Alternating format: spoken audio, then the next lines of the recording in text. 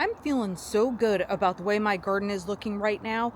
I think part of it has to do with the weather, where we're getting some cooler days and definitely the cooling off at night. But even more than that is I'm able to get in here and work in the garden, yeah, because of those temperature declines. And that part is really making a difference. I'm able to cut back the diseased plants, the things that really suffered from black spot, powdery mildew, all that junk that we dealt with from the heat and humidity this summer. I'm cutting that back, and now the garden is starting to look revived. And that was my prediction. Here in coastal North Carolina, I am at the bottom of the state, and my garden looks better in like September, October timeframe than definitely like all summer long. So let me take you for a little walk through here and show you all the beautiful things. So this is my Carolina garden, and I garden in zone 8B. Again, coastal southeastern North Carolina, and we are going to start over on this side of the yard where my rock garden is. I always appreciate it when gardeners give a backed up view of their garden so we can really see how things look together instead of just focusing on one specific plant at a time. So if we start all the way at the edge of the rock garden, we have some hostas that are overall looking very good, just with a few scorched leaves left on them. The coleus is decent. It's not tremendous in size, but it looks pretty with that pop of color there. And the dianthus here, which is a cooler weather bloomer, so it was a beautiful producer in the spring, is back again. And the trick for that, you guys, is just deadheading those spent blooms after they're done in the spring. And then they'll come back for you just like that. This red begonia, which by the way is in a pot. I have two variations of begonias in there. You can see the distance that this one on the right wants to spread out and the other. Both gorgeous red, has just kept going this entire year. This garden I consider to be full sun, and these begonias made it through like champions. These pink begonias, same deal. Now this pot has moved locations a couple times in the yard, but has always stayed full sun. So just so you know, you can push begonias a little bit. Just make sure you're keeping them watered, that's all. My gorgeous dahlia is back for a second flush. We have lots of buds on this gorgeous baby, and I love that so much. Beside it, I have so much pink in this garden, which has been a delight. So I have some caladiums there. Right behind the caladiums, I have that pink lanai, twister, verbena. So that's coming back again. That was also a cooler weather producer here for me. My ladyhead planter. She is not part of my irrigation, and it has still been in the 80s during the days, so we've lost a few coleus leaves here and there, but overall she still looks quite amazing, and I'm happy with that. The other kind of caladiums that I have, the blushing brides, we have a real mix of colors on that foliage that I love. So I've tried to unearth some of my rocks as this season has progressed. In other words, cleared back some of the things that were growing over the top. Some rocks like this that I just pulled closer to the front of the rock garden. That's what I love, because this is supposed to be a rock garden where the rocks are part of the feature here. And if I could get even more, I will get even more rocks. So these caladiums, again, love these. These are the ones I always say look like artwork, because I really feel like they look like paint splotches on there. This style dianthus is yet another kind, same deal, cooler weather bloomer.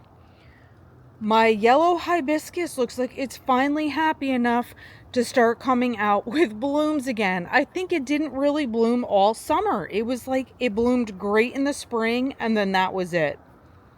Looking toward the greenhouse here, you can see some things that obviously are looking great. The purple heart down below is amazing, has just gotten huge and crazy. Now, right behind it, these purple blooms, I can't remember off the top of my head what they are. I got them at a clearance sale last year, and I remember a few of you were like, oh my goodness, I would have gotten so many more of those. I didn't know how they would do in my garden, and now as I see, They're going to be September bloomers, I guess, and these blooms have just started, so we're going to see more purple standing up behind this gorgeous ham and eggs lantana very soon. This lantana has gotten tremendous. It started out in a tiny, tiny pot that I put in the ground in the spring, and then my sweetie pie gomphrenias and dragon's breath celosia really starting to make an impact over here. I got a few bricks laid down in my pathway here because remember, I'm trying to separate my grass and the gravel so I don't have grass growing inside as much if I can help it. And then I'm just gonna have to burn or treat or something that area.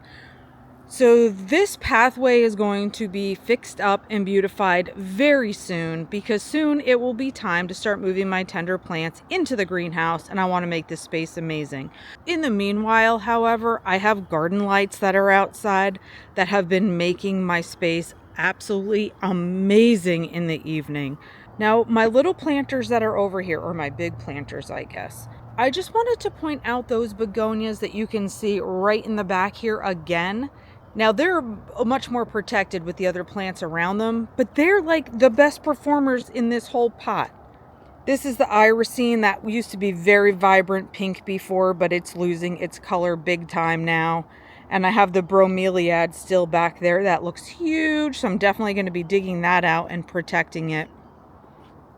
As we start walking toward the waterfall here, I've had to clean out some of my canna lilies because we had such rust. The rust spots on the canna leaves was just tremendous. Again, the heat and humidity were not friends of the cannas this year. But I've had some gorgeous blooms on this yellow one here that was given to me by a friend.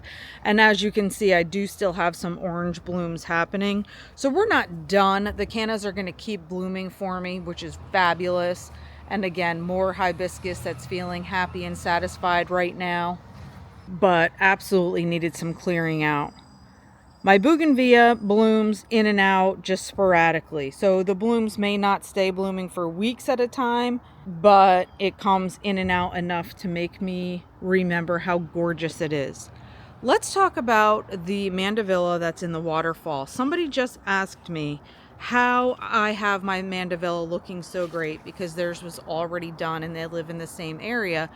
And here's the only thing I can think of, you guys. You have to keep it watered and fertilized if it's in a pot.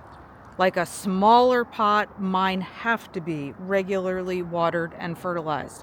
However, these ones, because they're in a waterfall situation, I consider the amount of soil that's in there to be a lot greater. I don't water these or fertilize these regularly. So the blooms are fabulous. The colors and size are fabulous, and they don't require a lot of work for me there. However, as we walk back over here, I just wanted to show you a view from the distance so you can see how big they are from afar. I do have another mandevilla slash dipladenia that is this purple variety over here. Now, my irrigation in the backyard had a problem, so we have not had irrigation running back here for a while. This one is suffering because of that, because I don't get to water it as frequently as I should, and it is in a smaller pot situation instead of the waterfall. So this one is not doing as well, so I guess that would be my example to you of something you just have to be on top of.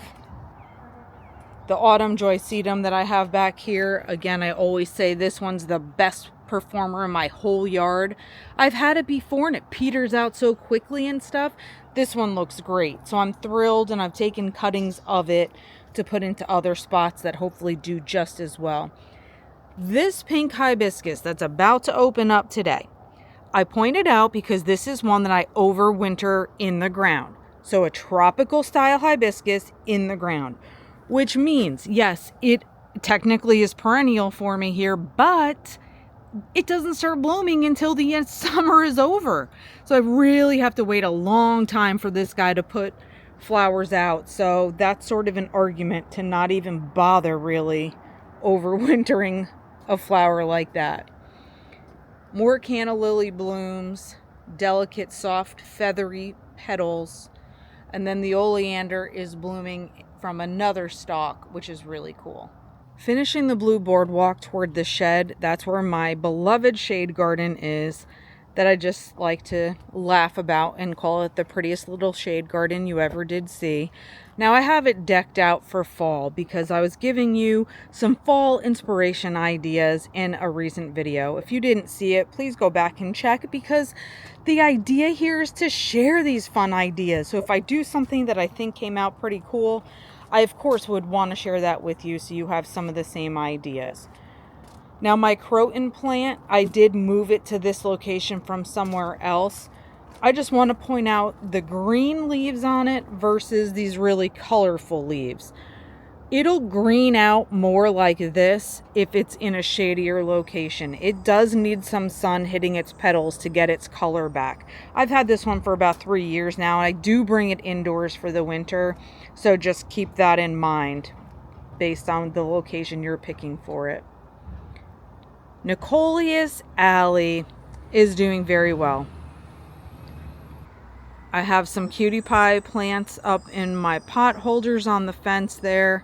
And of course I have some different varieties down below on my bench as well.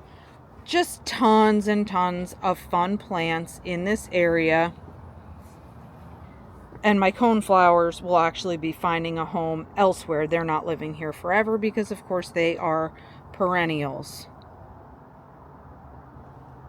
My faux potting station, which I absolutely adore with all the colors that we have on that. Some gorgeous caladiums. Those were my favorite of this season. These are the Black Beauty elephant ears. I also love these.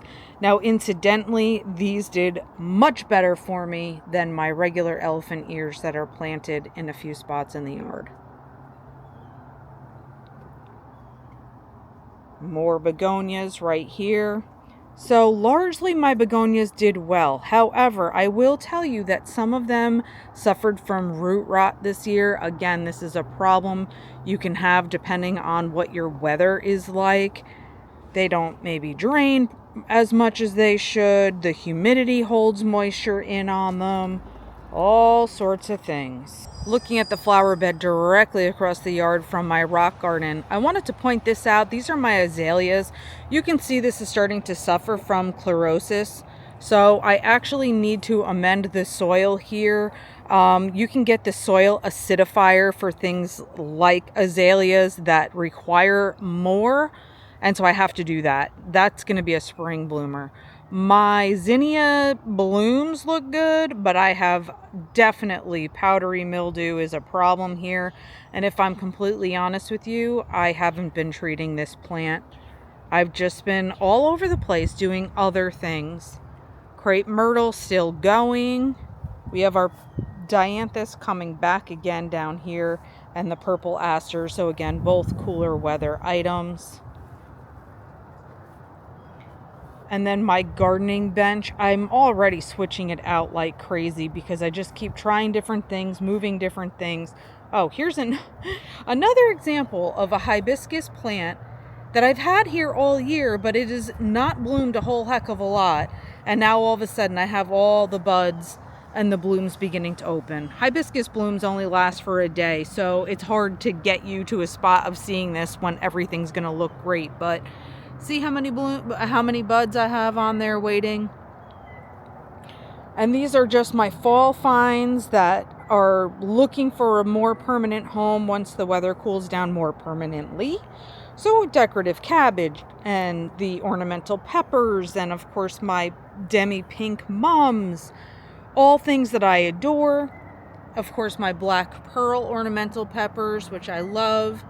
And more caladiums, more diplodenia, more pink. Coleus has been fabulous. Cordyline has been fabulous. So I can't complain about anything over here at all. This section of my yard is changing quite a bit. Last time you saw it, I believe I still had like my tomato plants and stuff in here attached to the irrigation. I have cleared those out because they were not meant to be permanent in here anyway. So now I just have my pepper plants left and my urn planters, and all of this is subject to change. Absolutely all of this is subject to change. So I have some things that are in pots that are looking great. I have some things like my zebra grass behind me that puts on its gorgeous plumes for the fall. So that's looking pretty cool.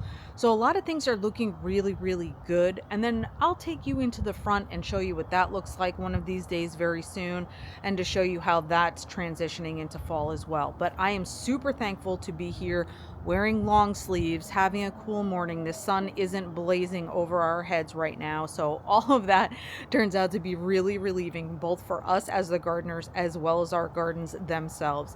So stay tuned for more inspiration and color. Follow me on social media if you don't already, you guys. And until next time, happy planting.